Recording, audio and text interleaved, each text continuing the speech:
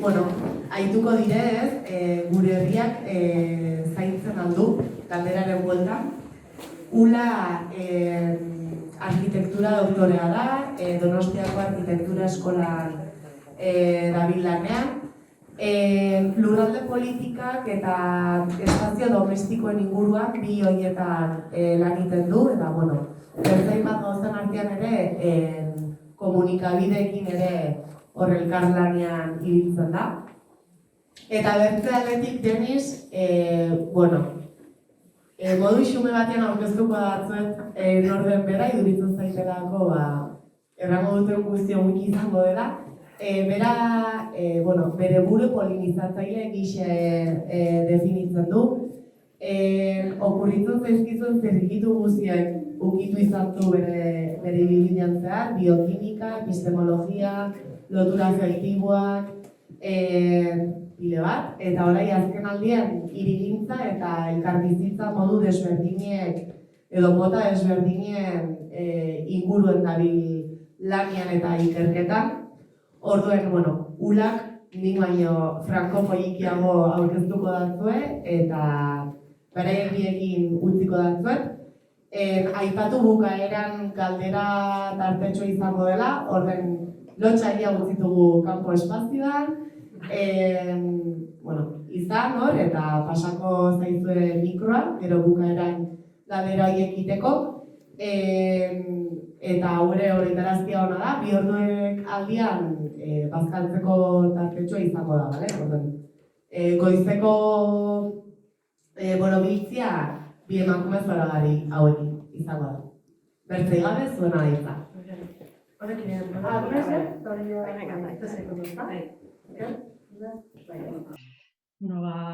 Eguerdion, eta lehenik eskerrak eta esan oso pozik nagoela gaur hemen zuekin egoteagatik. Oinarri eta liburuxka hau egin duzuen guztiengatik, eta pixkat ez honen parte egiteagatik, eta hori balioan jarri nahi nuke hemen liburuxka honetan bilduta dagoen esfortzu, maitasun eta jakintza eta hausnarketa guzti hori, horretaz jardun gara ere bai goizean. Eta gaur nire papera hemen izango da alde batetik, hemen botatzen diren hainbat galdera zabal ekartzen eta Denisekin elkarrizketan jartzea. Honi beste beruzatxo bat jartzeko gaur, horretarako bildu garela hemen fisikoan. Eta bestalde, gaur goizean hainbat ideia ere bai sortatu dira, eta saiatuko naiz arilkatzen eta Denisek horren inguruan beste leku batera eramango gaitu, segurazki, bere jakintza ondo esan duzun bezala oso zabala da. Hemen ere bai, nirekin onera ekartzen ditudan beste emakume zoragarrien hitzak eta pentsamenduekin ere bai, hor nubait egongo direla espero dut. Nora aipatu duzue, gauza asko hemen ere bai daude, horretan hau izango da gure bida. Ja aldatuko dut hizkuntza. Hola Denise, ella me está viendo a mí, ¿vale? Y luego para hacer, para que realmente sea una conversación, también es de sala a sala. Y luego al final, como os ha dicho Ainhoa, si alguien quiere, puedo hacer esta cosa tan ortopédica de mover el ordenador para que os vean, o mejor sentaros aquí y conversar también con Denise. Hola Denise. Egunon. Un gusto tenerte aquí. Quería antes de iniciar resaltar el trabajo de construcción del saber, que ya así es como también te he leído a través de todos tus trabajos, y también por ese interés por el pensamiento y el conocimiento de la vida contemporánea, esa idea del aprendizaje, que creo que es algo que nos une hoy aquí. por esa generosidad y dedicación por compartir las formas del saber, que creo que está muy en relación con las formas de participar que hemos estado comentando esta mañana y que también de participar en la construcción de la vida en común, que eso es el tema que nos une, ¿no? Y que nos apasiona hoy aquí.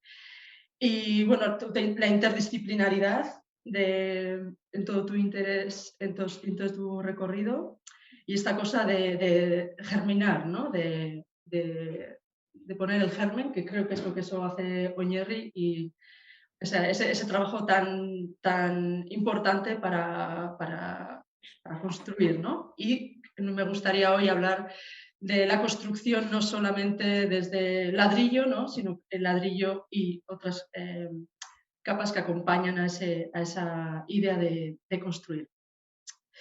En tu página web hay dos palabras que me han gustado mucho y que hoy me gustaría en la conversación que tuviese ese tono de navegar, ¿no? De la navegación y de la travesía por las complejidades, por los paradigmas del territorio. Hablaremos también de la cultura de la infancia, de la ciudad.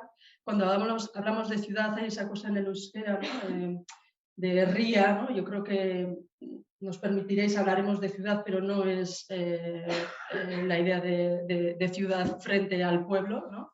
Sino como concepto de construcción de pueblo, porque en el euskera es muchísimo, bueno, tiene otras connotaciones. Y bueno, y empezaremos por la pregunta que nos convoca hoy aquí, ¿no? Es ¿cuidan las ciudades? Como interrogatorio o como pregunta. Y bueno, me parece importante para ir ¿no? destripando qué está detrás de esta pregunta, por qué nos lo preguntamos cuando debería ser una afirmación, claro. Ver cuál es la mirada que construye hoy las ciudades, porque detrás de esa mirada hay toda una comprensión de un modo de existencia, de una estructuración del pensamiento, que la ciudad que hoy vemos construida pues, está imbricada en su hormigón y en su cemento, ¿no? La idea de que la ciudad tiene que ser rentable y eficaz. ¿Eficaz para qué? Para una productividad, ¿verdad? Y en esa idea de que sea productivo para una vida laboral, por lo tanto para ¿no? unas personas que producen y que están en activo en esa vida laboral,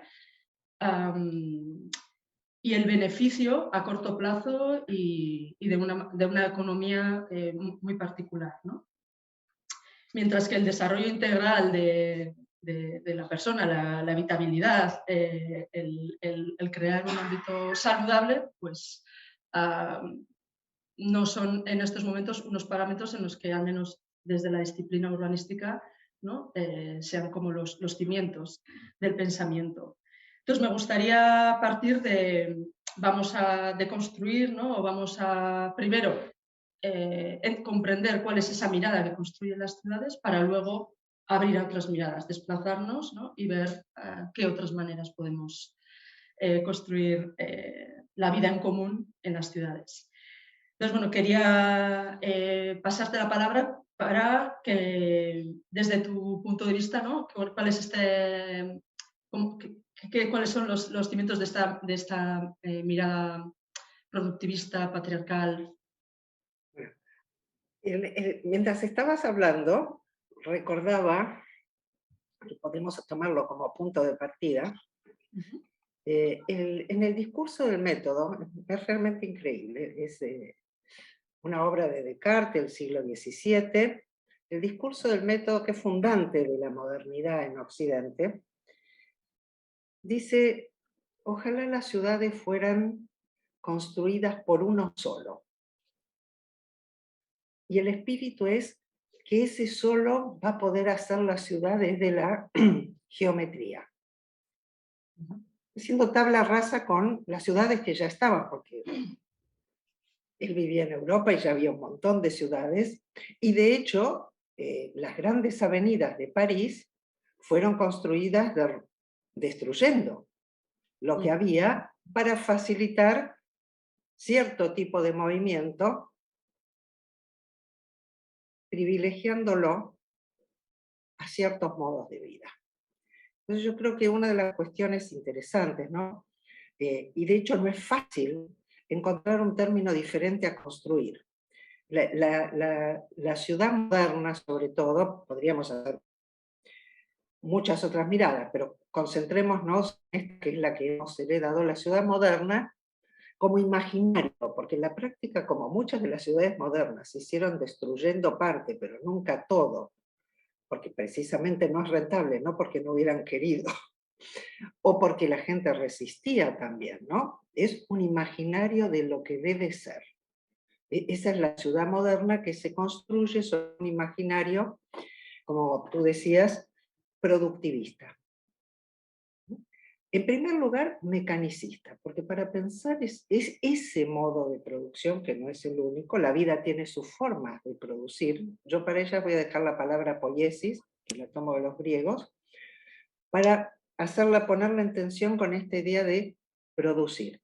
Para eso tiene que haberse desarrollado, y es parte de lo que Descartes y muchos otros en su tiempo, Newton en Inglaterra, Hobbes en la teoría del Estado, van construyendo como un modelo mecánico de la existencia, de la naturaleza toda, como un mecanismo, como un reloj, a las ciudades, al cuerpo humano, a los vínculos, que son concebidos solo como relaciones externas no transformadoras de la vida, desafectivizadas, por tanto. Y es muy interesante, tú usaste una palabra que es eficacia. En realidad los mecanicistas usan mucho más otra. También usan eficiencia, es mucho mejor, ¿no? La distinción fundamental, toda vida es eficaz, porque si no, si nosotros no somos eficaces en nuestro vivir, pues no lograremos sobrevivir. Pero la vida no es eficiente, la vida es fértil, la vida es fecunda, y la eficiencia es una categoría que insistí tanto en esta cuestión imaginaria, ¿no? La modernidad, la construcción mecanicista es el intento de constreñir a esa naturaleza viva, poética, generativa, activa, y mantenerla dentro de ciertos límites, porque precisamente es un proyecto. Hay una pensadora argentina que yo quiero mucho, feminista, que es Rita Segato. Es un proyecto de dueñidad, ¿no? De apropiarse de. Por eso se inventa y se sostiene también, tanto en la física como en la arquitectura, la idea de un espacio vacío, una idea que no existía para nada. Nadie necesitaba la categoría de espacio que unificaba todas las formas infinitamente diversas de habitar, ¿no? Y la gente dice, pero ¿cómo no existía una categoría de espacio? Pues no. El espacio es una creación de la geometría que unifica categorías como comarca, terruño, terreno, territorio, pueblo, un conjunto inmenso de términos que se usaban para decir dónde. Uno podía estar en el camino, ¿no? Uno podía estar haciendo camino al andar, como decía mi querido Machado, pero no. El pensamiento occidental, ya desde la herencia griega y de forma mecánica, en la modernidad, lo que hace es recluir, separar, porque para excluir, primero hay que recluir. La ciudad moderna va a ser ese imaginario, porque en la práctica no puede ser así, ese imaginario de separación de la naturaleza.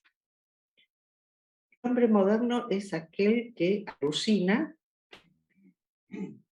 que puede separarse de la naturaleza, y más que eso, que está enfrentado a la naturaleza, y acá viene la parte más oscura del productivismo, como tú decías, donde todo se vuelve recurso. La naturaleza es un recurso para su construcción. Desde esta otra perspectiva que yo quiero promover, que es revitalizar el pensamiento, la vida, la ciudad, la convivencia, nada es un recurso. Sí, en ese sentido, el recurso, o sea, la ciudad está pensada para una ciudadanía como bajo esta idea de recurso, ¿m? En el que está como objetualizada, ¿verdad? Es muy bonito la palabra, ¿no? De transformación que propones desde la ciudadanía a la cuidadanía.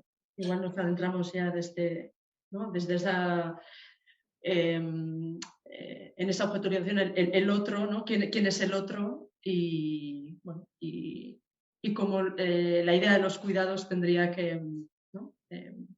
Atravesar para volver a pensar la ciudad. ¿Para quién? ¿No? En eso que decías. Exacto. Mira, y me encanta de dónde lo tomas, ¿no? Porque es una asociación muy, muy interesante. Los cuidados se dicen de muchas maneras, se piensan de muchas maneras. No todo lo que llamamos cuidado necesariamente es cuidado. Cualquiera que tenga hijos en el auditorio o cualquiera que recuerde su infancia y su adolescencia, sobre todo la adolescencia, cuando ciertos cuidados, entre muchas comillas, aparecían en nuestra experiencia como control. Ciertos cuidados de la escuela, de la policía en la ciudad, pongamos, ¿no? Eran claramente signos de control y no de cuidado. Entonces tenemos con el mismo problema que tuvimos antes con la palabra construcción, ¿no? La palabra cuidado puede mecanizarse, desvitalizarse, regimentarse, o puede nutrirse, fecundarse, fertilizarse, que es lo que yo quisiera hacer. Pero en cualquier caso tenemos que ser capaces de ver esta tensión entre el cuidado y la seguridad, entre el cuidado y el control. Y la idea de cuidadanía surge precisamente, primero apareció en mi vida esos maravillosos azares con un artículo que leí también de mujeres feministas que estaban inaugurando un centro cultural y iban a poner una chapa agradeciendo a la mía. Y el que hizo la chapa, pues se equivocó y puso cuidadanía. Y ellas fueron al vuelo y tomaron esta palabra como me unía a esa corriente. No es un término que yo haya inventado, estoy tratando de eso, de usarlo, ¿no? De polinizarlo, que es llevarlo a distintos ámbitos, y en este caso pensar la ciudad, la educación, la salud también. Y entonces, en esa idea tenemos que ver una tensión muy poderosa, porque nuestra cultura es una cultura que desde su lógica misma es una cultura de la exclusión. Fíjense que los principios de la lógica son identidad, no contradicción y tercero excluido. O sea, que sos de aquí o no sos de aquí y no hay ninguna otra posibilidad. Entonces nosotros tenemos que, para poder construir una cuidadanía, tenemos que desarmar toda la lógica de nuestra vida, la lógica del pensar, la lógica de las relaciones, que está basada en la idea de la independencia y de las clases homogéneas. Tú eres A o eres B. A mí me causa gracia, bueno, no es muy gracioso, pero desde muy pequeño, yo siempre en la Argentina hablábamos castellano. Nunca, jamás un argentino dijo que hablaba español. Eso es una desgracia que nos ha acaecido en función de que en inglés traducen el idioma y dicen español, y entonces lograron imponerlo en Internet, pero esto no era así, no era así en América Latina entera. Entonces, ¿cómo construyes una exclusión a partir de generar una clase absoluta, homogénea, en las que todos pertenecen presuntamente por igual.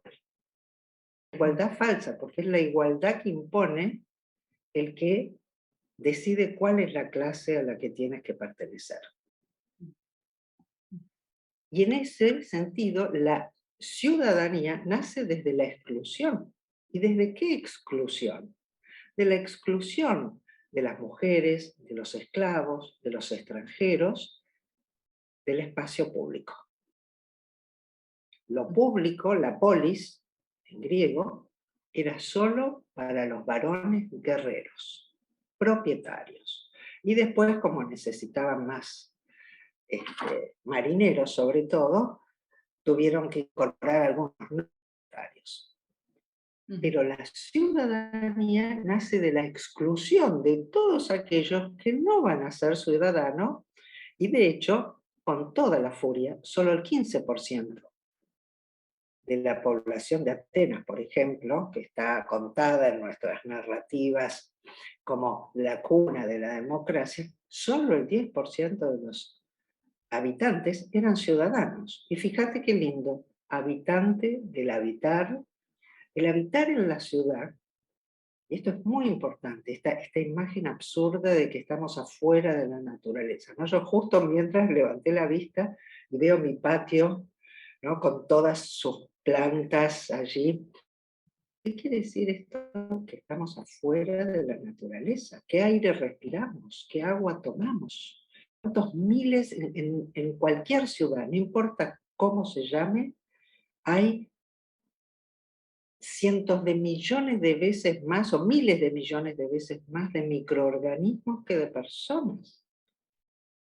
Y por supuesto también que de ladrillos o de cualquier otro constructo. Entonces, lo que va apareciendo en la noción de cuidadanía es recuperar esta vitalidad de la vida, este fluir de la vida que no se constriñe en ninguna categoría. Vamos fluyendo, ¿no? Yo cuando terminemos nuestra conversación me convertiré mágicamente en cocinera para ir a almorzar, porque aquí todavía es muy temprano, y luego por ahí en jardinera, y luego en madre, y vaya a saber todas las formas de habitar que tendré la oportunidad de expresar en el hoy, y lo mismo cada uno de ustedes. Entonces, esta idea de cuidadanía tiene que ver con una construcción tanto del pensamiento como de las prácticas, y yo acá tomo un término que me gusta mucho de Ivan Illich, que es convivencial. No es ni incluyente ni excluyente, sino reconocer todos como partícipes. Tú usaste este término que es tan importante, ¿no? Participar.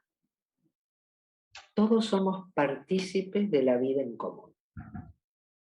La noción mecanicista impone donde uno puede o no participar.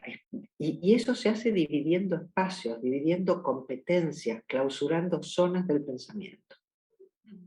Sí, a mí me parece esa idea fundamental, que es una de las que hay que, ¿no?, empezar a abrir, y es la de las cajas compartimentadas, porque eso es una forma de ver y de comprender lo que nos rodea, de separar primero y de categorizar, ¿no?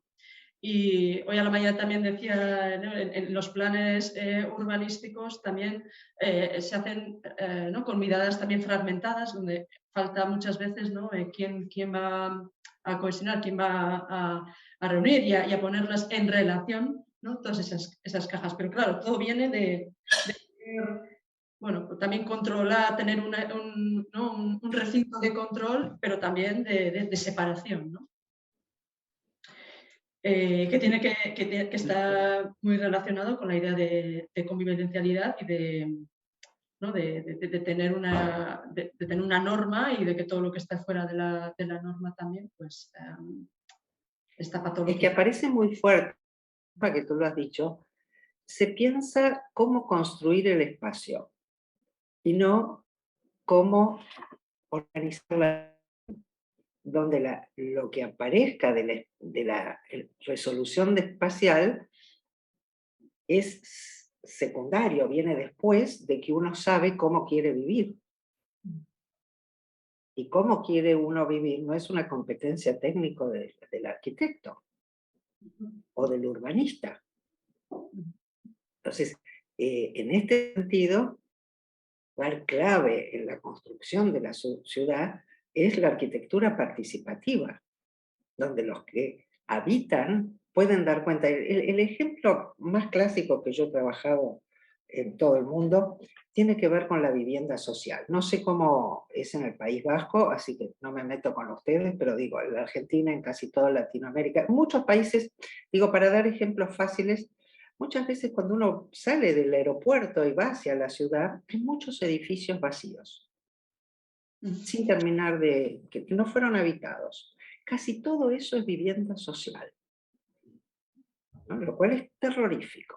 Es la forma que se imagina técnicamente de solucionar un problema que no termina de solucionar porque generalmente no son habitados, porque están en lugares donde nadie quiere trasladarse y tienen formas que imponen modos de vivir que nadie quiere tener. Y entonces son negociados que se hacen desde el modelo técnico y luego se acusa, en la Argentina es muy común, ¿no? Acusar a los pobres que si le ponen parqué en el piso, ¿no? Un piso bonito de madera, lo van a levantar y van a hacer una fogata, ¿no? En vez de comprender cómo los distintos modos de vida necesitan formas diferentes. Ahí sería interesante pensar, en lugar de construir, de gestar el habitáculo, ¿no? De gestar ese lugar del vivir que además está siempre gestando, no es algo fijo. Porque mi casa se construye junto a la de otros y las formas que va a adoptar o no tiene que ver con los modos de vivir de otros, ¿no? De otros seres humanos y de otros seres vivos en general. Y ahí tenemos un lugar clave, ¿no? Quiero aclarar también esto, en esta construcción que está basada en la idea muy peregrina de que existe algo como el espacio vacío. En la naturaleza no hay nada vacío. Todo está ocupado por otro. Pueden ser microorganismos, pueden ser... Uno puede querer desplazarlos, pero uno puede querer también convivir, aprender de qué maneras convivimos. De hecho, nuestro cuerpo humano, tiene más células de microorganismos que células propiamente humanas. Y esto es entre el doble y 10 veces más células de microorganismos. La vida ha aprendido a generar ecosistemas de convivencia. La arquitectura tiene que aprenderlo, pero para aprenderlo tiene que deshacerse del hechizo del espacio para centrarse en los modos de habitar.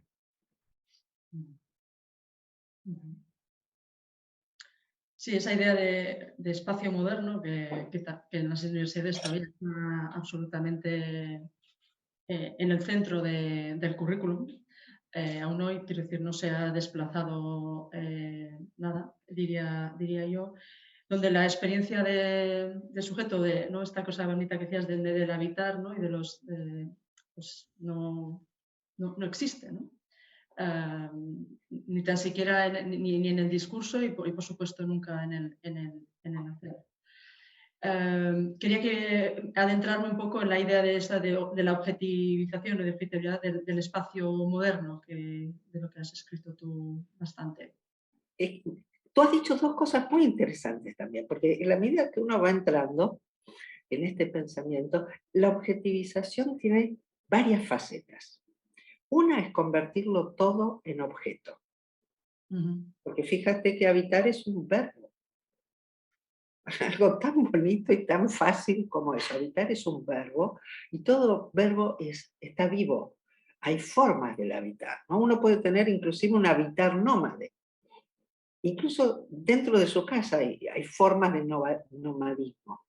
Entonces, ahí la clave es que esta objetividad de la cultura moderna reside en convertirlo todo en objeto. Y el convertirlo todo en objeto reside en la invención de un método que existe por sí mismo,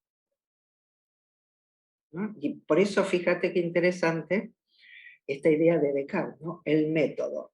El método, lo más lindo de París, por lo menos para mí, no lo hago extensivo a otros, pero creo que para muchos, tiene que ver con la París no moderna, ¿no? Uno puede ir a París y perderse los Champs-Élysées, pero perderse los distintos barrios de París, las callejuelas, moverse por ahí, sería no haber ido a París, realmente. Pero ese es el modelo sobre el cual después se va a construir una ciudad como Buenos Aires, que no tiene callejuelas ni nada, porque ya es una ciudad colonizada, muy claramente estructurada en una cuadrícula.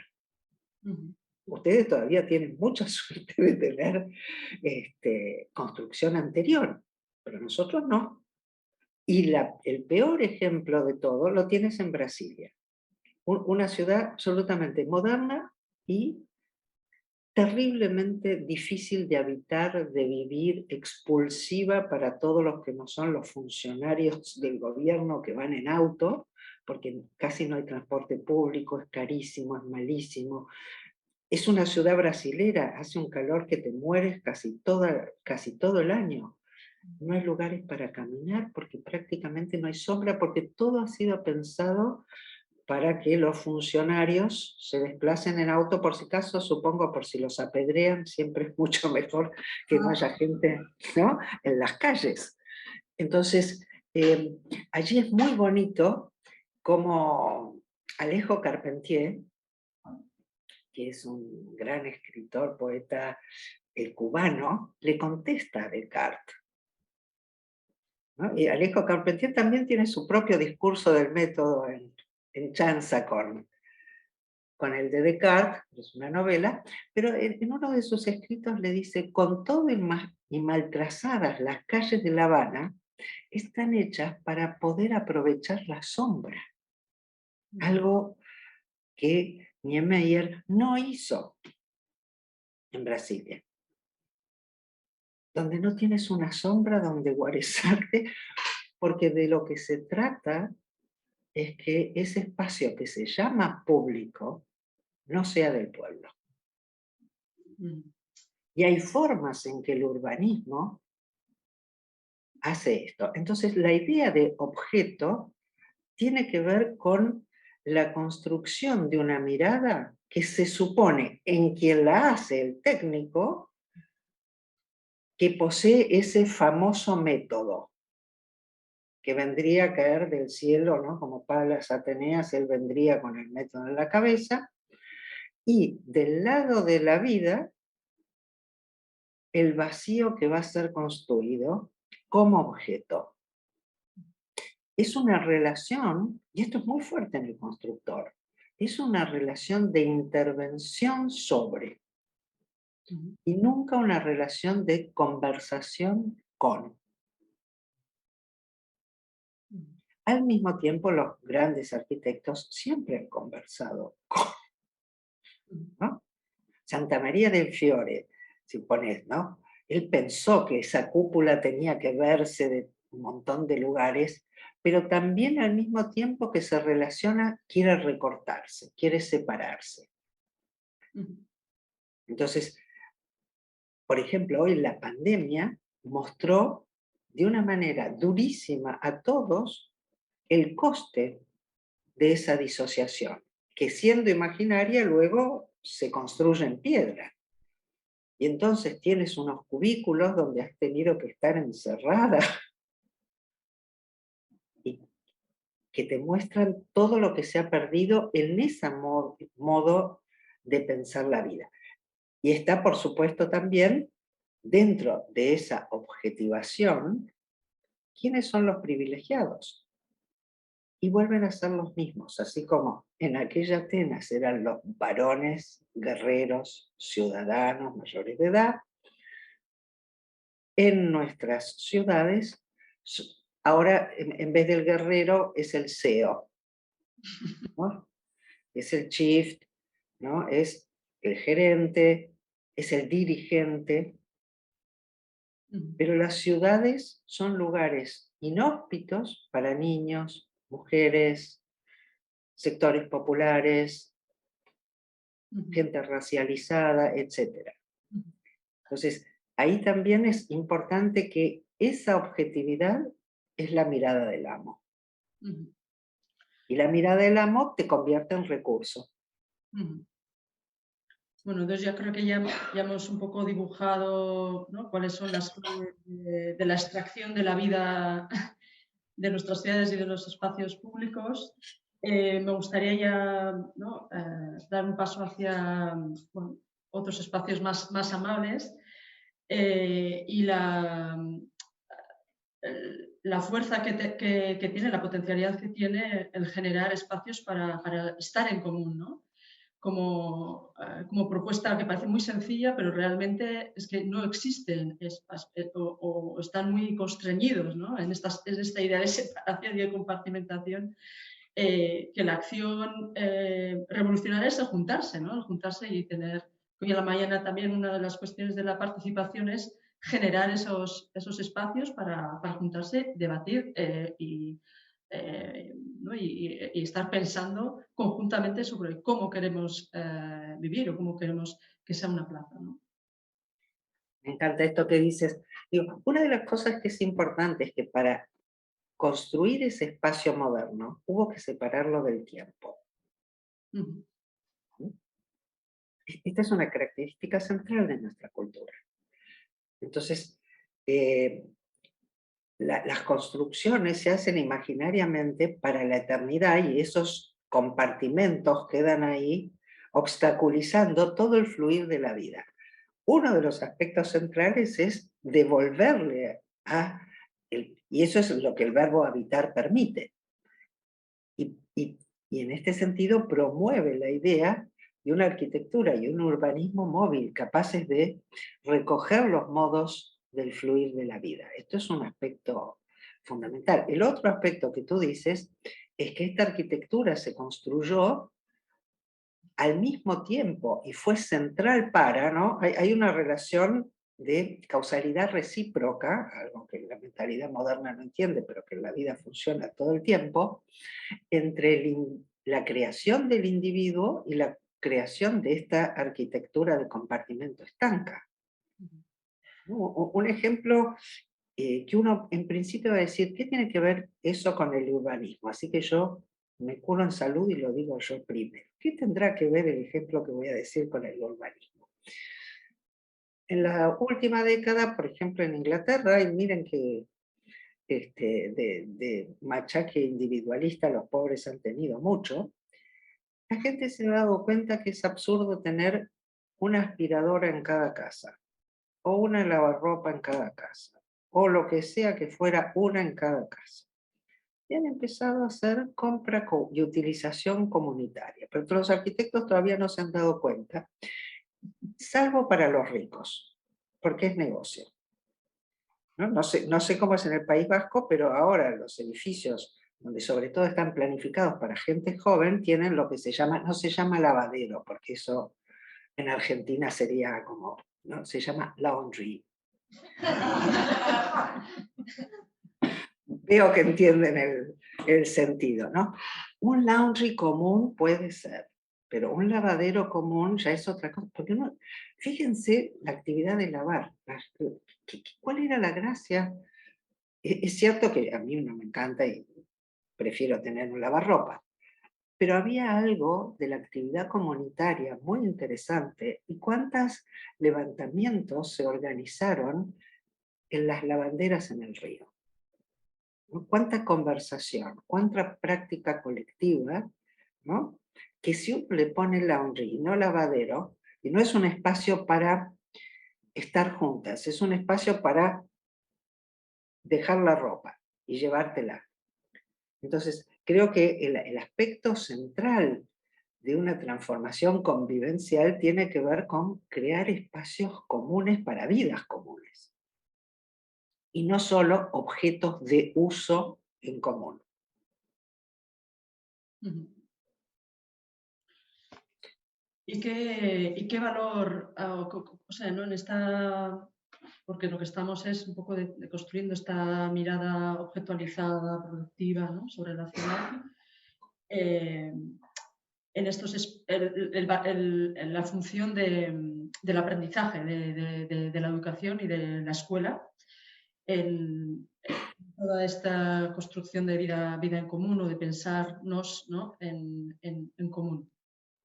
Bueno, el tema de la escuela es clave porque la escuela fue una de las instituciones señeras de la reclusión. La escuela, el hospital, el cartel, cuartel lo pensó maravillosamente Foucault, no tengo demasiado que agregar, pero sí decir,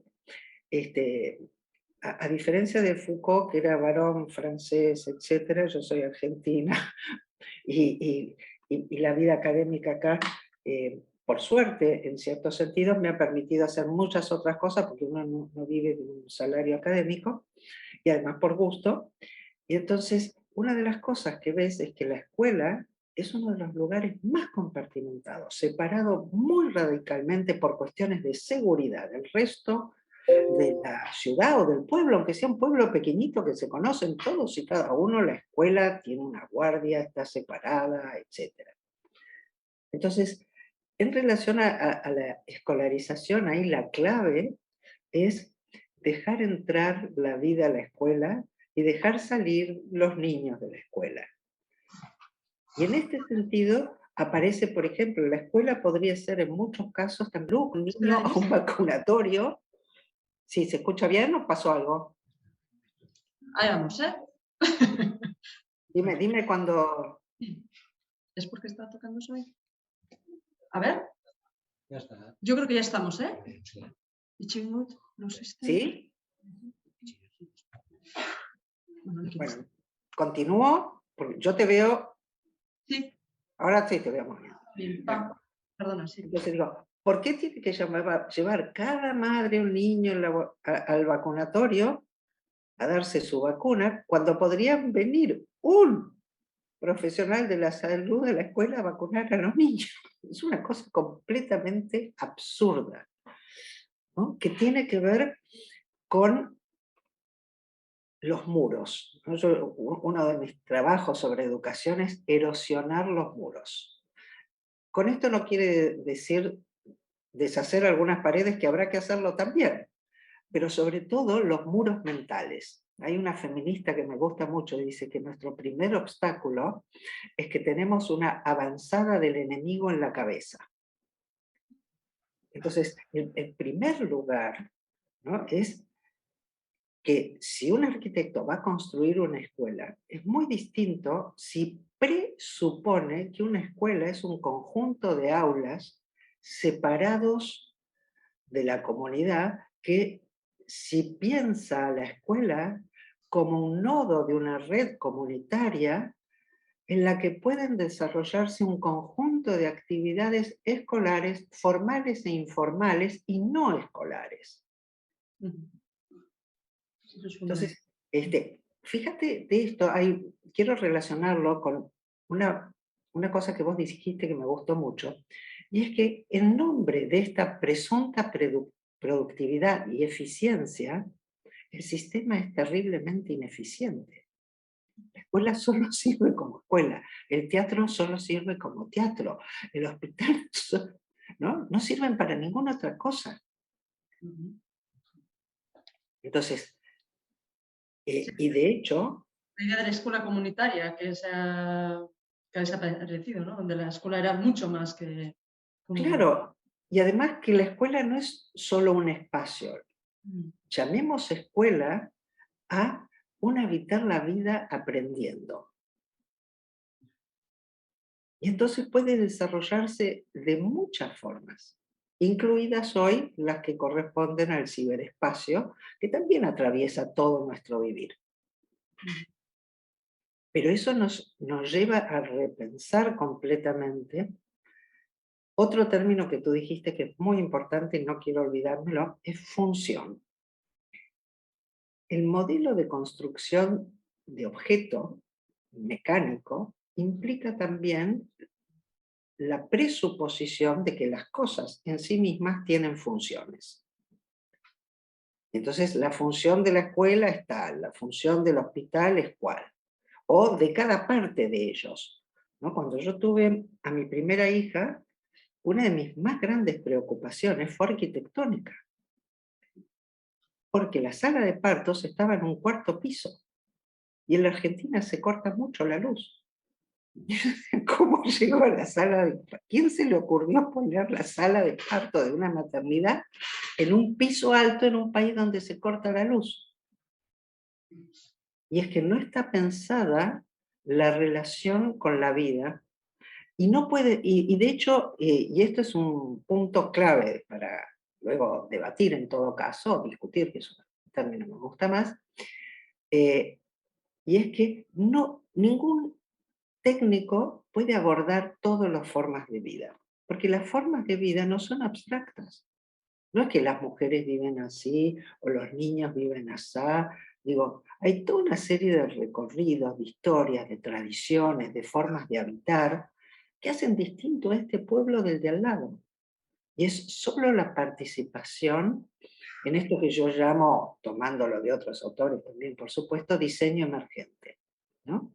Un diseño que no surge de la genial cabeza de un técnico que está pensando un espacio vacío y abstracto y geométrico, sino de un diseño participativo en una conversación entre distintos saberes que participan todo en la gestación de la ciudad. No solo el constructor, que es un tipo de saber, sino que hay que gestar la ciudad en ese sentido de revitalizarlo. Esta mañana se dijo una palabra también, un concepto muy bonito de colectivizar el conocimiento y también la dificultad que se tiene hoy en día en algunos procesos que se ponen en marcha para juntar y debatir sobre cómo construir la vida en común, ¿no?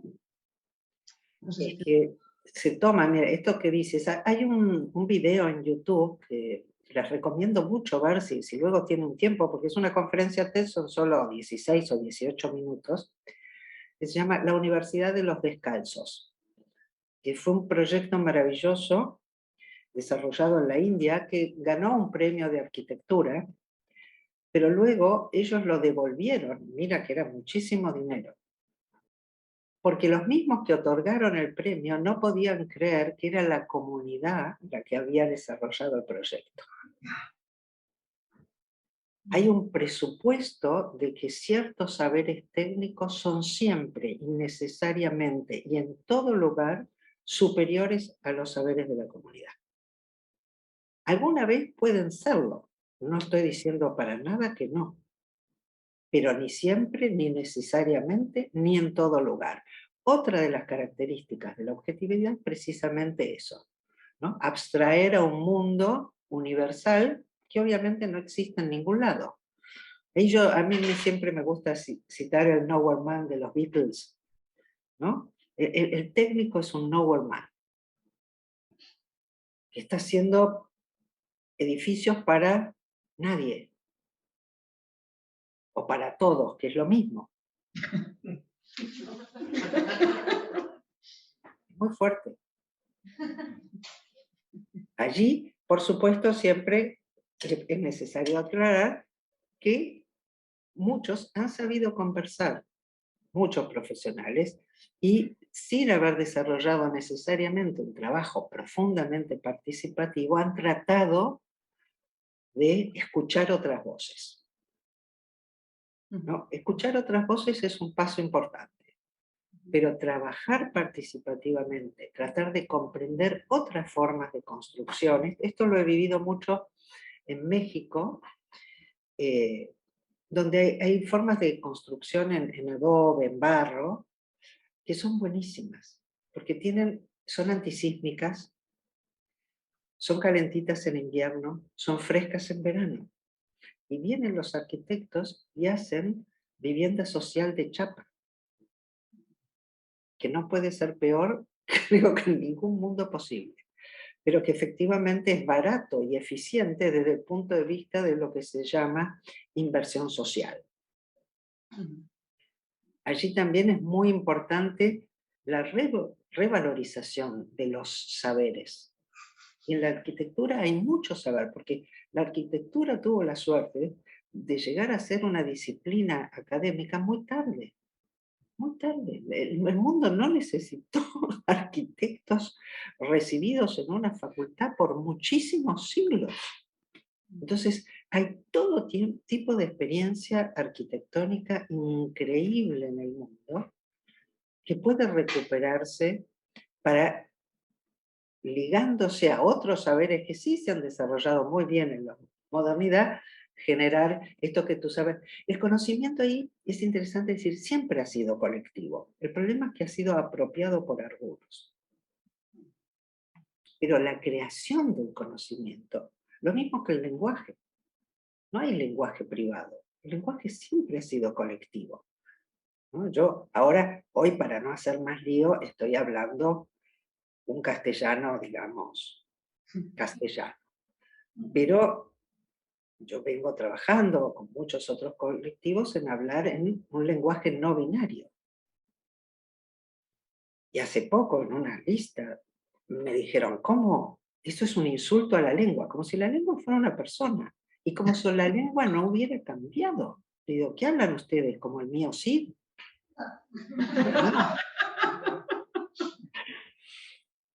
No, es que en ese caso el gallego sería mucho más el español que los demás, porque está mucho más cercano.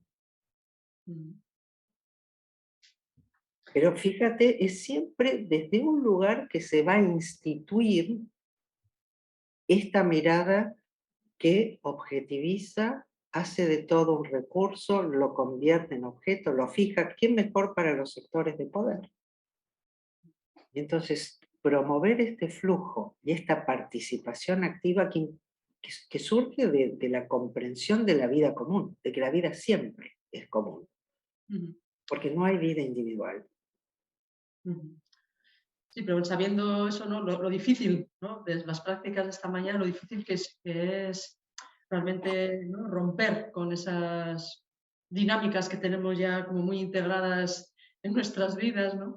Y estos espacios, pues al final, a veces primero están homogeneizadas con un mismo perfil, ¿no? Con un mismo impulso, ¿no? Con gente que tiene un mismo impulso y que no atrae a los diferentes otros. Y luego que son pocos, ¿no? Y que se hablaba aquí si esos pocos sustituyen la voz de la mayoría, ¿no? En ciertos procesos participativos cuando se hace ¿no? Cuando se generan esos espacios para pensar y debatir. Es que más que sustituyen, la eliminan, porque crean una voz, la voz de lo universal. Ahí es así como tenemos que repensar la idea de objetividad, tenemos que repensar la idea de universalidad. La vida, cualquier vida, es siempre local. Vuelvo al Nowhere Man, nadie vive en ningún lugar, todos vivimos en algún lugar.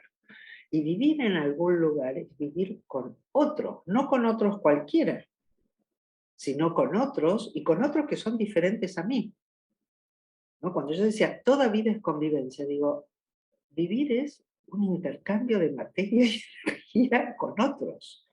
No hay forma. Y entonces el habitar es una de las formas de organizar los flujos de materia y energía, pero que en la modernidad se han solidificado en función de ciertos patrones, y ahí es interesante la palabra, ¿no? Ciertos patrones que se imponen. Entonces tú tienes las casas nuevas, y yo voy al País Vasco, a la zona nueva, pues me va a parecer todo bastante parecido a Buenos Aires. No, no, tú justo en mi pantalla yo te estoy viendo en la intersección de este cubo, ¿no? De este sistema de coordenadas geométricas, pero si uno va a la naturaleza, es muy raro que encuentre semejante cosa. Y son de las más inhóspitas para habitar, porque no han estado pensadas en una relación convivencial. Lo convivencial, a diferencia de la noción de función que nos la imponen, en la mirada convivencial de haber una función, es algo que se llega en la convivencia y no algo que se impone antes desde el diseñador. Ujú. Entonces, por muy simpáticos que sea Le Corbusier y sus máquinas de habitar, son de lo más inhóspito que hay en nuestra cultura. Ujú. Hablabas antes del barro.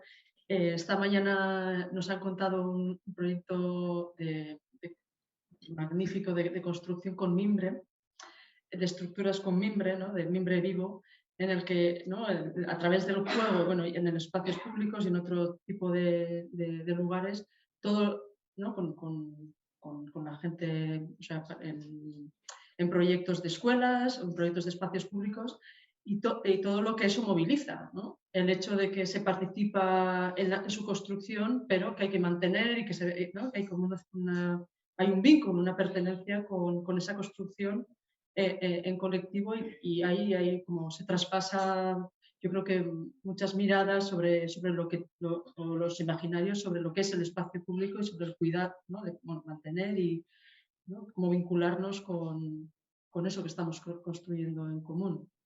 Me encanta eso. Y piensa, por ejemplo, qué distinto sería una plaza, un parque, donde si en vez de quien sea pone sus objetos allí, los mismos niños, por ejemplo, tienen, lo voy a decir gracioso, pero podría ser cualquier cosa, ¿no? Tienen sus elementos de Lego que pueden construir sus propios juegos y fíjate, no solo los construyen y los mantienen, sino que pueden remodelarlos también, ¿no? Que esto es el gran horror de nuestra cultura, ¿no?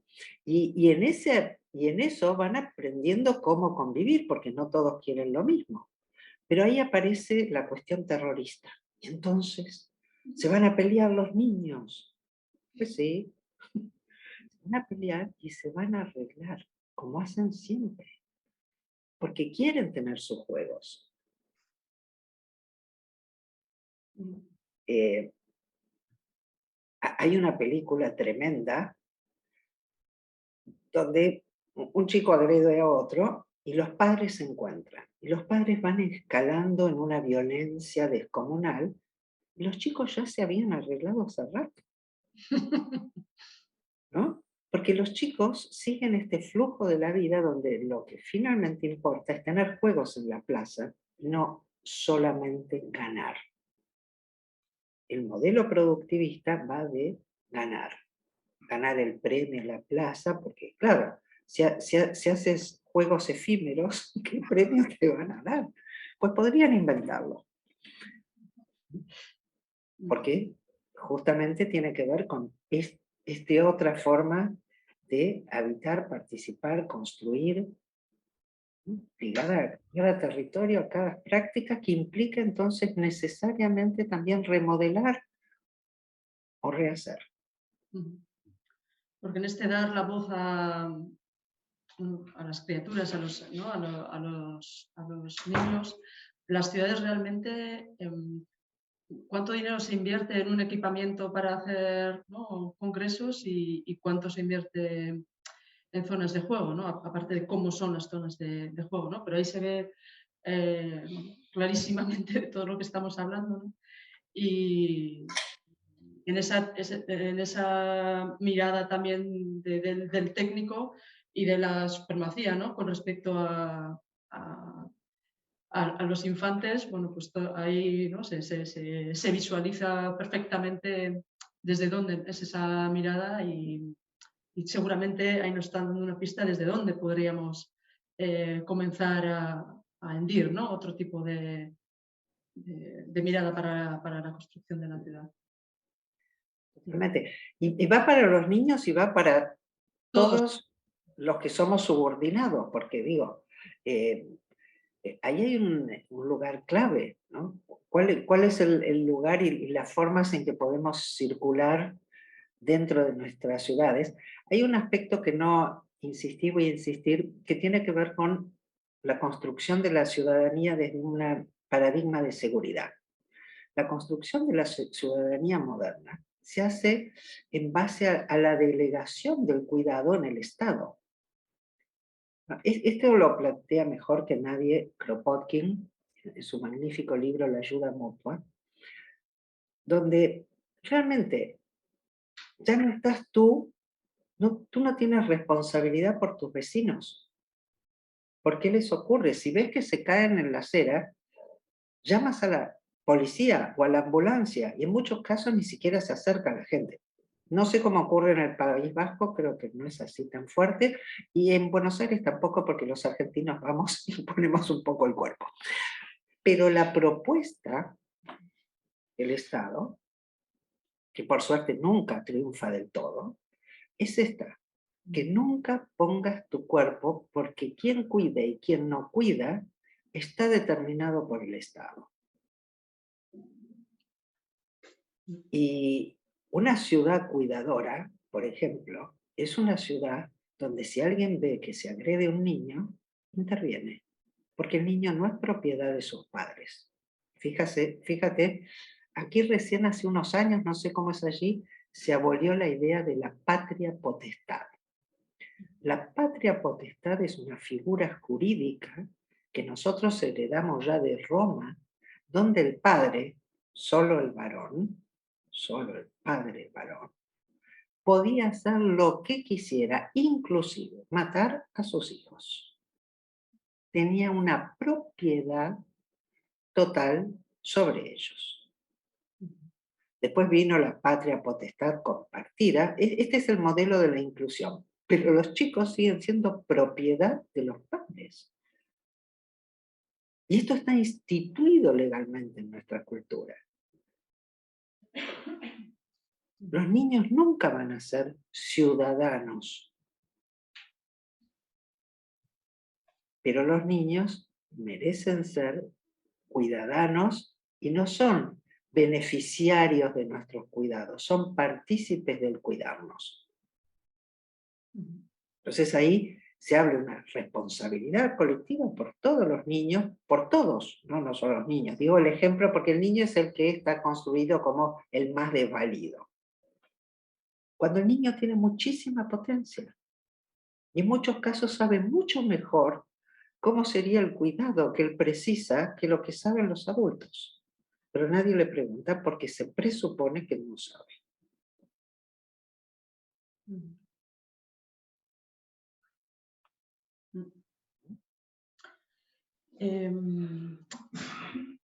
Aquí en la guía de Goyer de Oñarri, una de las herramientas que se proponen para generar este tipo de espacios de aprender juntas y de construir juntas esta idea de pueblo, es el planeamiento general, la planificación urbana, donde como momento clave quizás para poder hablar sobre la complejidad, que es pensar juntas un territorio o cómo queremos vivir. Pero que la pregunta es cómo queremos vivir juntas, ¿no? No sé tú qué valor le das a este tipo de hitos sociales en el que, bueno, quizás para mí puede ser un momento de excusa, ¿no? Donde, bueno, tenemos que hacer un planeamiento y ahí juntamos diferentes visiones y diferentes maneras de pensar para construir juntas. Mira, lo que dices es central y trae también a un término que quiero que enfoquemos un poquito, ¿no? La relación entre plano, plan y planta. ¿No? La planta arquitectónica estoy hablando. Ahora, hay un eje de mirada que es plano, plan, planta. Y hay otro, que voy a usar la misma palabra para empezar, que es planta, pero la voy a pensar como una planta, como una planta que crece, que se desarrolla. Es muy distinto el desarrollo de cualquier ser vivo que no sigue ningún plan, pese a que el modelo mecanicista ha intentado denodadamente enchufarnos la idea del plan genético. Y entonces tenemos que repensar ese urbanismo desde el plantar. Y la instancia de pensar cómo vamos, porque ahí no es como queremos, sino cómo vamos queriendo. Mucha gente ni sabía qué hacer con los balcones en la casa. Los balcones estaban vacíos. En Argentina incluso hay un poema precioso que se llama 70 balcones y ninguna flor. ¿No? ¿Qué me pasa? Vino la pandemia y la gente dijo, ah,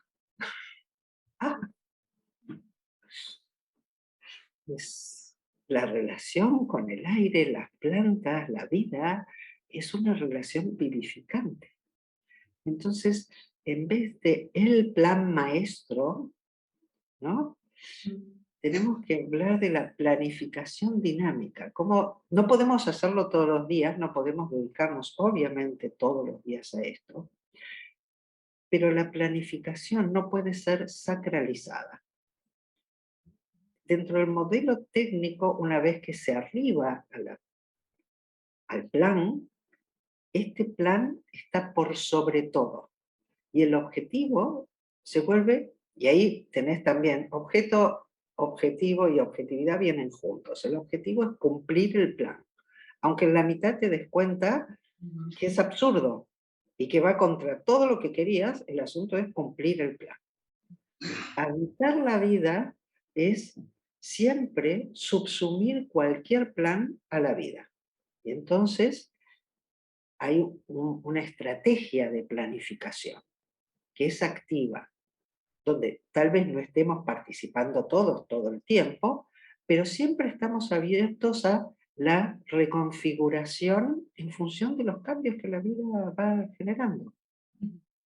La mañana saca una idea muy bonita que lo traía desde de la voz de Jaime Lerner, que decía que el hecho está en crear las condiciones, ¿no? A medida que, ¿no? En este hecho de hacer, pensar casi como conjuntamente. Y también otra palabra muy bonita del tractor, ¿no? De tractor, cómo estar haciendo y transformando. Me ha parecido también una palabra muy bonita que quería compartirla contigo. Me encanta y me haces acordar, hay un textito muy cortito, pero bueno, no todo el mundo lo va a querer, pero yo lo adoro. Se llama De la Catedral al Bazar. Y ese texto cuenta, es un articulito pequeño, ese texto cuenta cómo se desarrolla el software. Una parte que todo el mundo va a entender, no hace falta ser informático, ustedes ven que todo el tiempo te mandan actualizaciones de todos los programas. Es que los programas nunca se terminan. En algún momento se lanzan, pero no se terminan nunca. Porque los problemas van apareciendo, y esto es en la vida, no es solo el problema que, claro, cuando tú tienes un edificio del tipo de construcción que nosotros tenemos, arreglar un problema es terrible, porque todo ha sido pensado y sostenido para esa famosa eternidad que no existe en ningún lado. Entonces, y luego son todos remaches y parches de algo que no crece orgánicamente. Entonces, hay posibilidad de pensar arquitecturas orgánicas, formas de ir construyendo, y sobre todo el tipo de, una vez que uno saca los compartimentos mentales, en la forma de fluir incluso con esa piedra que ya está dada, ¿no? Cómo puede modificarse, moverse, utilizarse.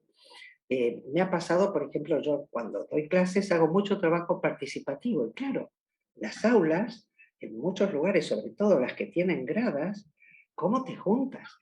Y digo, no, y la gente me dice, pero no podemos. Le digo, nunca se les ocurrió que se pueden sentar sobre, y de repente se dan cuenta y se sientan y arman círculos en esas gradas porque se sientan sobre las cosas, y digo, todo tiene movilidad porque nosotros tenemos movilidad. Pero hay que encontrar esa forma, porque tampoco vamos a tirar todo el mobiliario abajo, ni todos los edificios, etcétera. Pero podemos encontrar esas formas móviles. Entonces, la Catedral del Bazar es muy interesante porque el tipo de construcción de software es un trabajo colaborativo que no se termina nunca, como el bazar árabe, que está siempre en movimiento, realmente es una arquitectura móvil, aunque tengan sus chiringuitos ahí, no importa. Lo que prima es la movilidad. Entonces, en esta idea yo creo que esto es clave porque también los problemas van apareciendo en la medida en que vamos haciendo.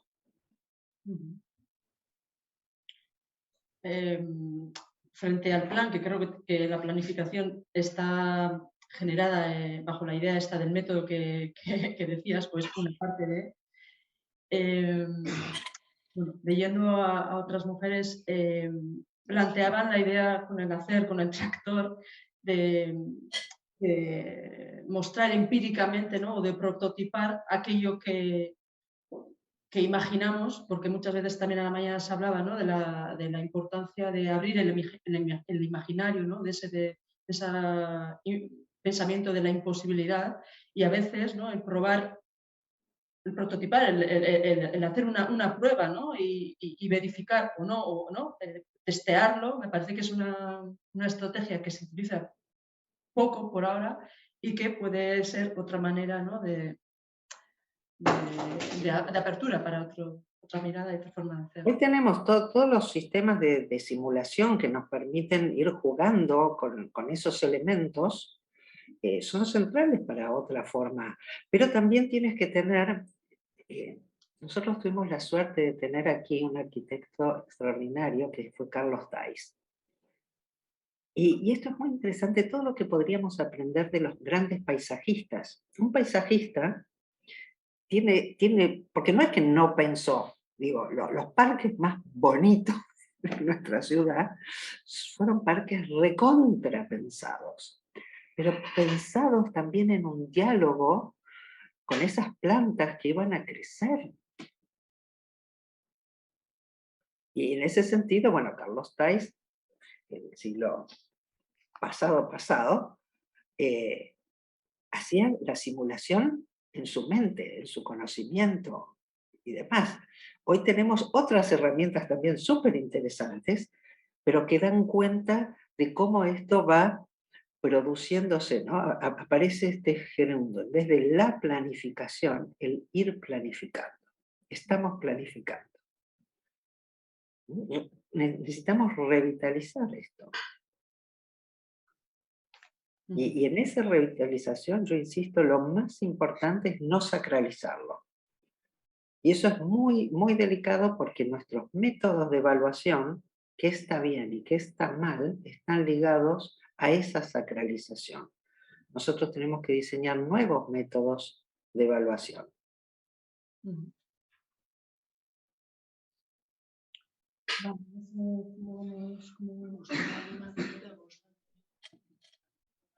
Vale, vale. Quería formularte una pregunta que está aquí, creo que al final, que es, y se preguntan varias veces además en el texto, es, ¿estamos preparadas para comenzar a reformular otras Venga. Vuelvo a Machado. Solo se hace camino al andar. Puedo decirte otro también que me gusta mucho. Es un proverbio zen, que creo que también después aparece de otra manera. Yo lo conozco como proverbio zen, que dice, muévete, el camino aparecerá.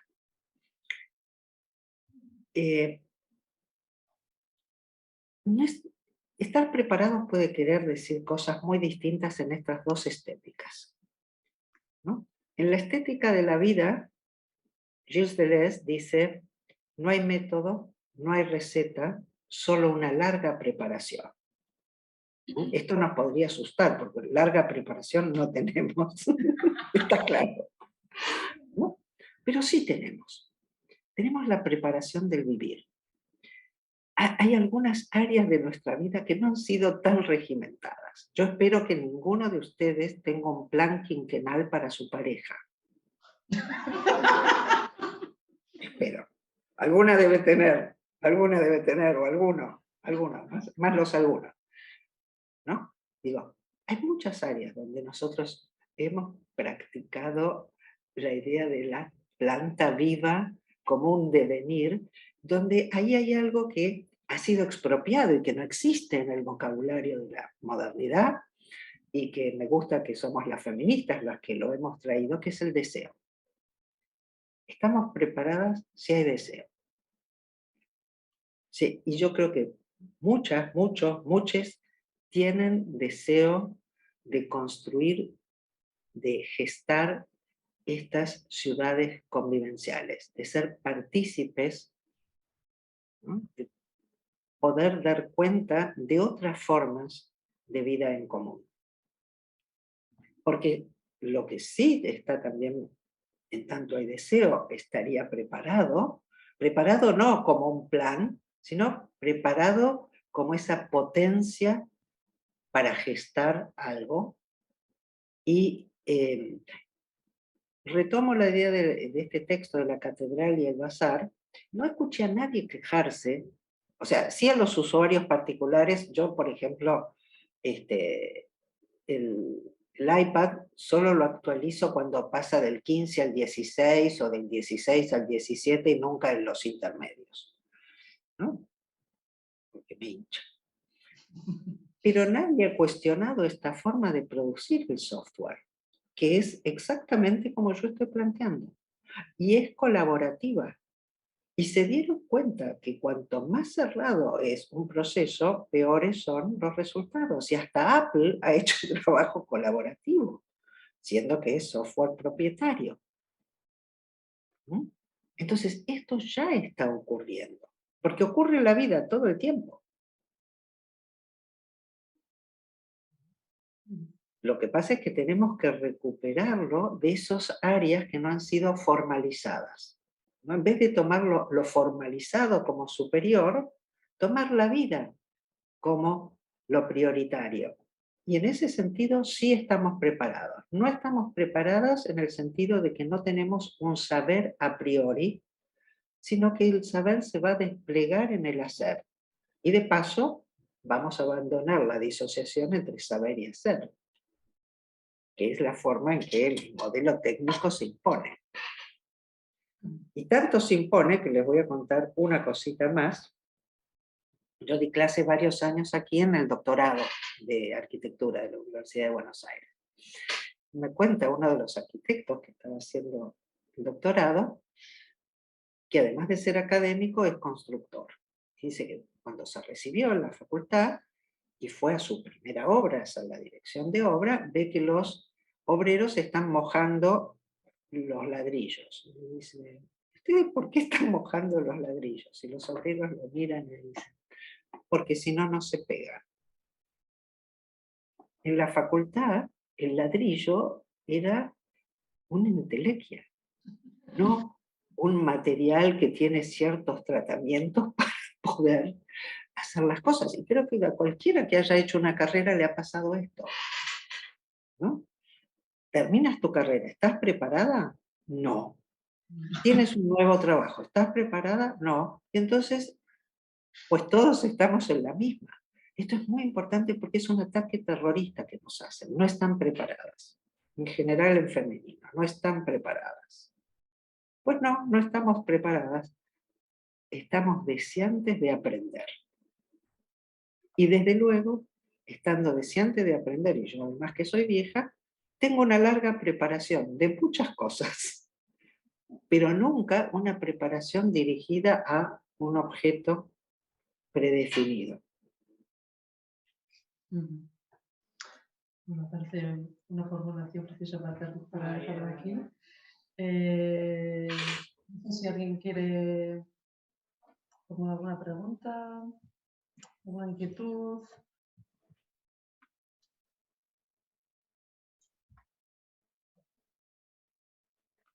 Me gustaría saber si no es prima hermana de Fran.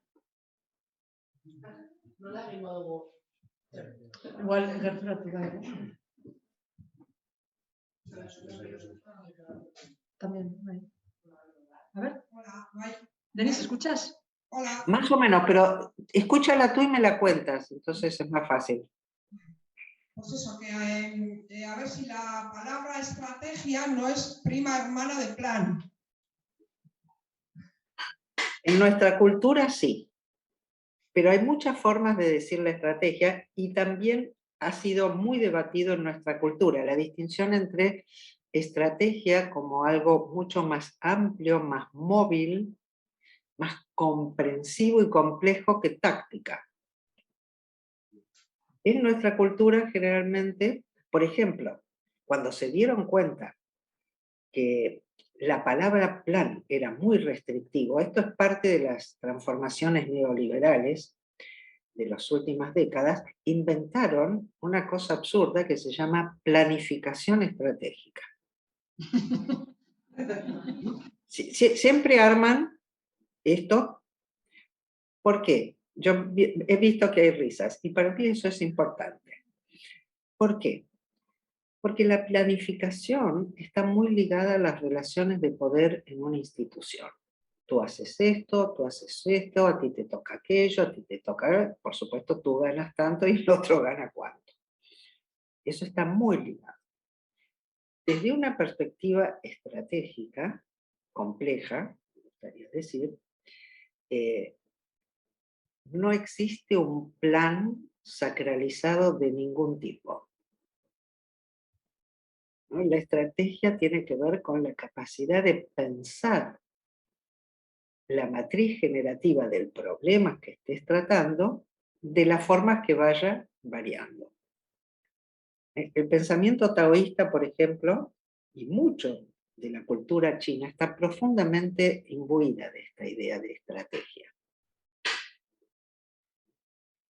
Y esta idea de estrategia existió y existe también en nuestra cultura y estuvo siempre en tensión con esa idea rígida de la planificación.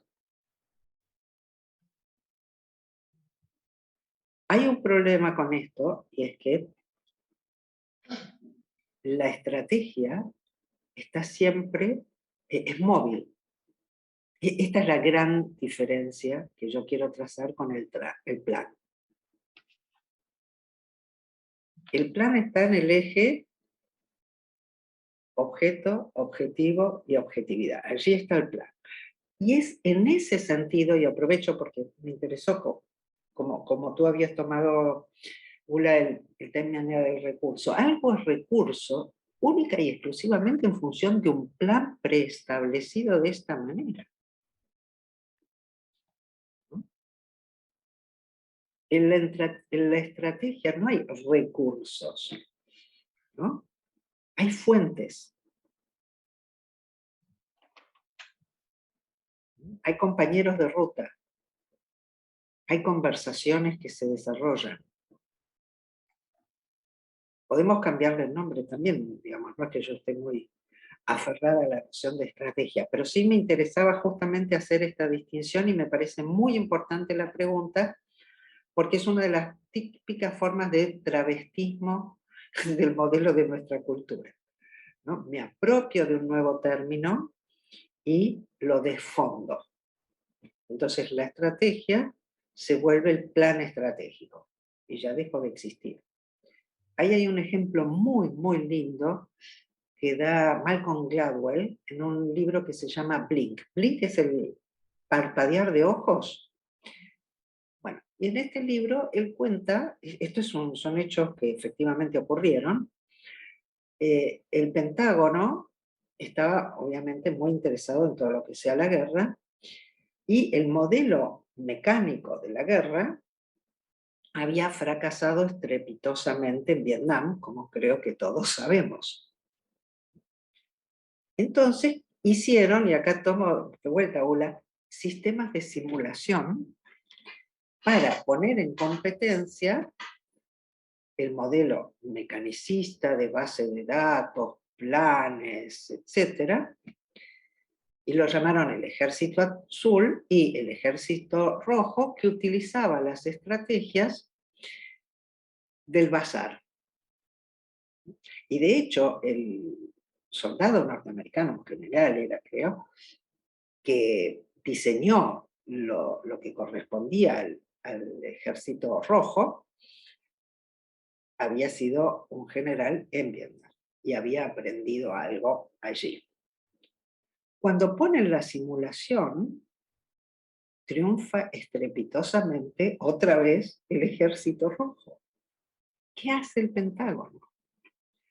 Mejora las bases de datos hasta que en la simulación triunfa el modelo azul. Porque toda la estructura del ejército, toda la mentalidad del ejército, es la del ejército azul, no puede haber otra dentro de lo instituido. Entonces, claro, llenan las bases de datos dentro de un mundo imaginario y logran que gane el ejército azul. Pero fuera de sus circulaciones, de enfrentarse, eso no ocurre. Porque la vida siempre pugna por salir.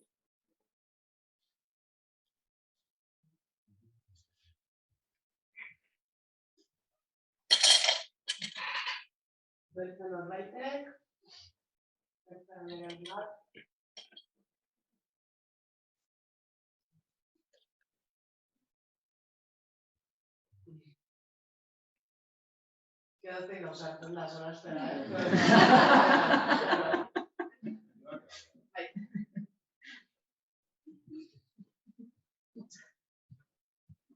Hola. Bueno, en estas discusiones sobre procesos participativos, justo en la arquitectura, una de las discusiones que siempre suelen venir desde arriba, desde la gente que tiene miedo un poco, es el de la genialidad.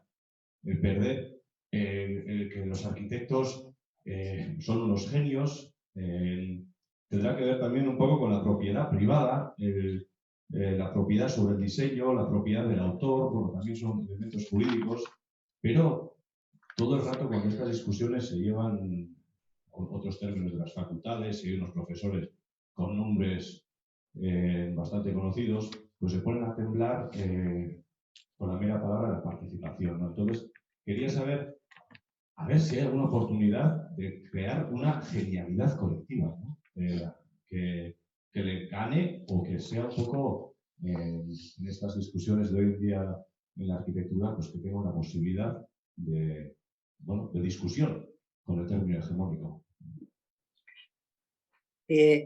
Creo que absolutamente es posible. De hecho, acaban de darle el premio Pritzker a un arquitecto, creo que es el primer arquitecto negro que gana el premio Pritzker, y buena parte de su intento, por lo menos en el discurso, yo no he podido ir a ver su obra, es justamente la de la construcción de una arquitectura participativa, y se acaba, y es no linda, hiper preciosa. Digo, piensa en la orquesta. ¿No? En la orquesta todos tienen que contribuir con su genialidad. Y solo un estúpido, pero hay muchos lamentablemente, cree que la virtud de la orquesta depende del director, que por supuesto es uno más dentro de la orquesta, que está ocupándose de un aspecto de la configuración total, pero que no puede hacer nada sin los otros. ¿No? Entonces, y por supuesto que puede haber ensambles sin directores también. Lo que no puede haber es directores sin ensambles. Entonces, creo que la idea de efectivamente coincido en la formulación de tu pregunta, esta idea del genio es central para un constructo de la propiedad privada, que es un constructo de la apropiación, porque el genio trabaja siempre con cosas de otros. No existe nadie que trabaje algo desde el vacío. Esta es una de las grandes ilusiones de Descartes, que él iba a deshacer todo, pero él no dudó del lenguaje, no dudó de un montón de cosas de la herencia cultural, de la dicotomía, de la separación del cuerpo y la mente, no dudó de la geometría que había heredado, a la que continuó genialmente. Entonces, creo que la idea de genio es parte de la construcción moderna que que nos impide y que es un obstáculo muy importante, pero que al mismo tiempo es muy importante, y me gusta como lo han formulado, dar cuenta de que ese saber profesional puede entramarse de formas profundamente creativas e innovadoras para generar algo nuevo con la participación de todos. No hay una contradicción, desde por lo menos el pensamiento complejo que yo promuevo, entre lo singular y lo colectivo. Todo lo que yo hoy estoy pudiendo compartir con ustedes, lo voy aprendiendo pensando con otros, leyendo a otros. Entonces, de ninguna manera, cualquier autor, porque la figura que se empieza a cuestionar y espero a desvanecer es la de autor, ¿no? Como que todo ha salido de ti. Nunca salió todo de mí ni de nadie. Todos somos compiladores, configuradores, reorganizadores de saberes que ya estaban ahí. Entonces, en este sentido creo que el modelo educativo, la idea de genio, está muy ligada a un modelo educativo competitivo. Por eso yo hago siempre hincapié en el aprendizaje. Aprender aprendemos todos los seres vivos, no solo los humanos. Todos los seres vivos aprendemos y todos los seres vivos aprendemos en el encuentro con los otros, porque nuestro mundo es eso, un mundo de encuentro con otros. Entonces, cuando uno empieza a privilegiar el aprendizaje, comprendiendo que todos los aprendizajes son colectivos, con una paradoja, que creo que puedo expresar de una manera fácil y que por lo menos me gusta, pero si no está buena la discutimos y la mejoramos, y es que nadie puede pensar por mí, pero yo no pienso sola. Nadie puede hacer por mí, pero yo no hago sola. Nada hago sola, ni siquiera caminar, una cosa básica de todos los días. Yo para caminar necesito un suelo. En distintos suelos camino diferente y en algunos no sé caminar. No es que yo ya sé caminar, no, en algunos lugares no sé caminar. No estés de vuelta, no Warman, sabes caminar en todos los mundos posibles, sabes leer todas las letras. No, no sabes, yo sé leer en algunos idiomas, con cierta iluminación, con los anteojos puestos, con un montón de cosas. Si no, no funciona. Entonces, esta idea del genio es una apropiación de los colectivos. Pero eliminar la idea del genio no elimina en absoluto la creatividad de cada uno de nosotros. Entonces yo adoro la arquitectura de, no toda, pero una parte importante de Zaha Hadid. Me encanta. Pero Zaha Hadid no fue a la obra ahí todos los días a hacer las cosas. Y miles de cosas se deben haber modificado en la obra, ¿no? Porque si no, la relación entre el diseño y la obra sería una relación lineal, y nunca la es. Y además, todo lo que ella aprendió, lo aprendió de otros. Y tienes arquitecturas colectivas en África, cosas no lindas, hiperpreciosas. ¿No? Y esa arquitectura colectiva en la concepción, en la realización, en la producción y en la transformación. El genio no es imprescindible, pero de haberlo es siempre bienvenido. Y en este sentido llamaré genio a alguien particularmente dotado o creativo para una actividad en un momento. Y está buenísimo.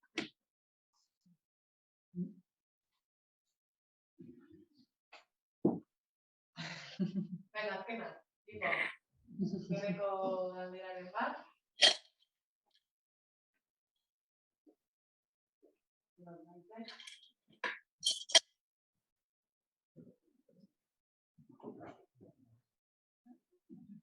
A ver, hola. Muy interesante todo lo que dices. Se me oye, ¿no? A mí la palabra que se me viene a la cabeza es así. ¿Cuál? A ver, Vale, a lo mejor. sí. Sí, a mí una palabra que se me viene a la cabeza es resiliencia, ¿no? Un poco Ahí como música de fondo, cuando hablas de planificación, igual se me viene a la cabeza que tradicionalmente tenemos una cultura de planificación estratégica, ¿no? De ver, hacemos planes, pero luego cuando esos planes no salen bien, ¿qué hacemos, no? Y luego has mencionado apropiación y creo que la palabra resiliencia también se está un poco apropiando de algunos sectores, ¿no? Pero no sé qué relevancia, qué importancia le ves a la resiliencia comunitaria y luego también eso, relacionando un poco con lo que se ha mencionado a la mañana, yo solo he mencionado la crisis energética de los recursos, ¿no? Que las condiciones materiales también irán cambiando. Entonces, ¿eso qué relación tiene con la resiliencia comunitaria y a ver qué relevancia le ves? Bueno, te metes en un temón. Voy a hacer lo posible, ¿no? Porque hay dos corrientes completamente distintas de resiliencia. Y habitualmente, en muchos medios, la gente solo conoce una y no conoce a la otra. Y, por ejemplo, aquí en la Argentina, en el mundo, sobre todo entre los psicólogos, odian a una de las corrientes, que es la norteamericana. El término resiliencia es un término que viene de la física de los materiales y que dice exclusivamente que los materiales tienen una capacidad de recuperarse respecto a ciertas deformaciones, ¿no? Tienes una pelota de goma, la aprietas, luego la sueltas y no queda hundida, por lo general. Cuando está muy viejita ya queda hundida. Entonces, la idea de la resiliencia tomada de la física de los materiales parecería ser que la resiliencia es algo que tiene el material. Y en ese sentido parecería ser, y los norteamericanos particularmente, ahora se me fue el nombre, pero es el creador de la psicología positiva, tiene una versión absolutamente perversa de la resiliencia, que consiste en considerarlo una virtud personal y una obligación. Entonces, si tú no eres resiliente, pues eres una porquería. Hay otra versión de la resiliencia, totalmente distinta, francesa,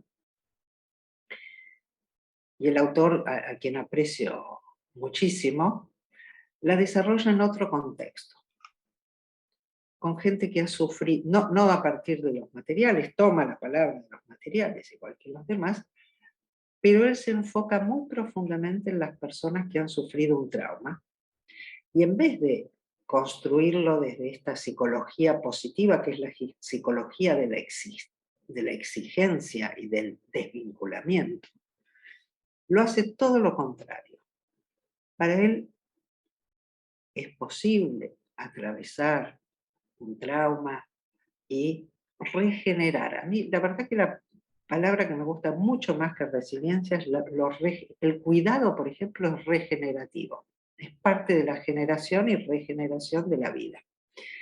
Entonces, desde el punto de vista de esta otra corriente, la resiliencia se presenta como algo que ocurre en el encuentro con otro.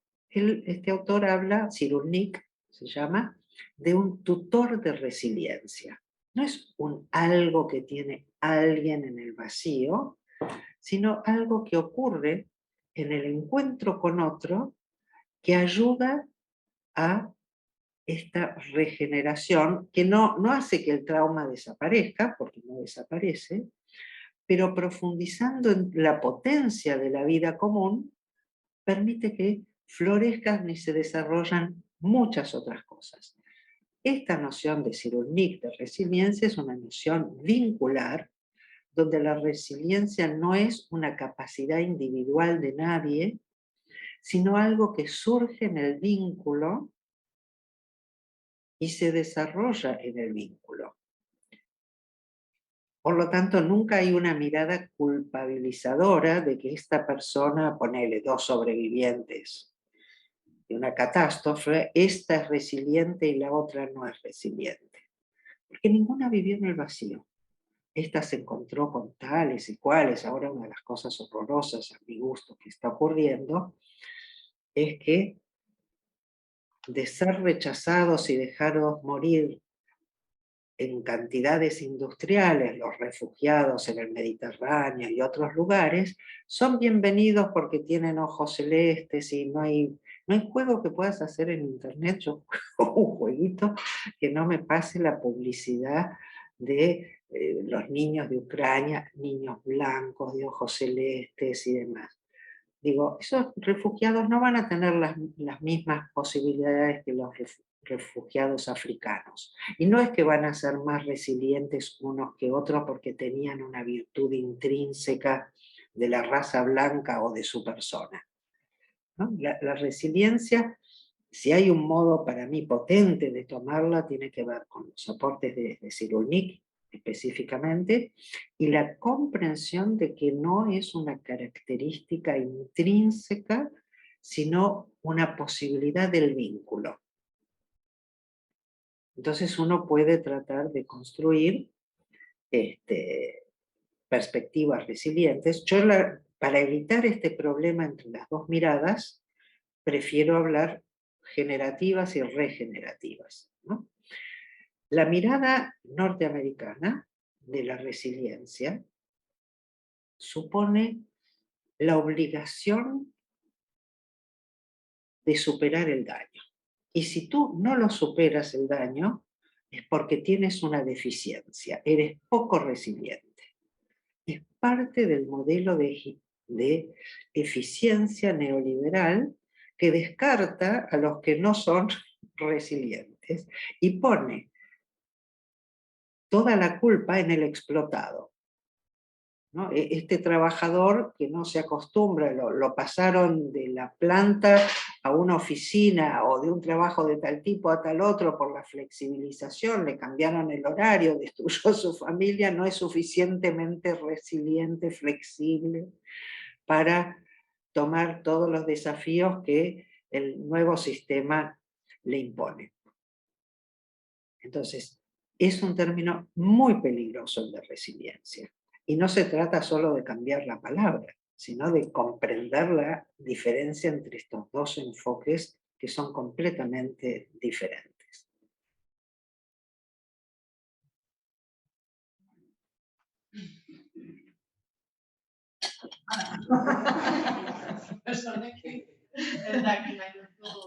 Bueno, Denise, pues muchísimas gracias. Estamos todos, yo creo que, no soy, voy a hacer yo de voz para cerrar, por tu claridad primero, porque creo que todas las visiones, bueno, también por visiones tan amplias, por compartir tu conocimiento, que eso es como algo, ¿no?, que te define. Creo que ahora estamos más convencidas de ser cuerpos deseantes de aprender, y yo me quedo con eso y muchas otras ideas, pues para poder revitalizar, regenerar, ¿no?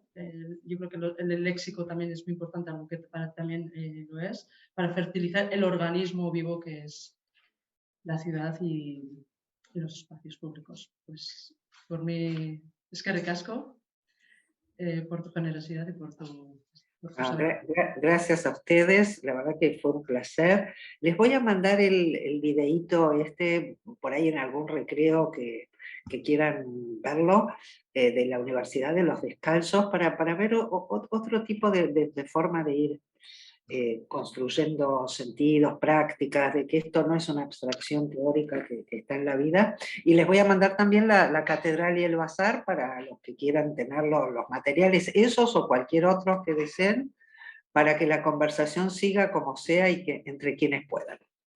Y muchas gracias por invitarme y estar aquí conmigo. Agur.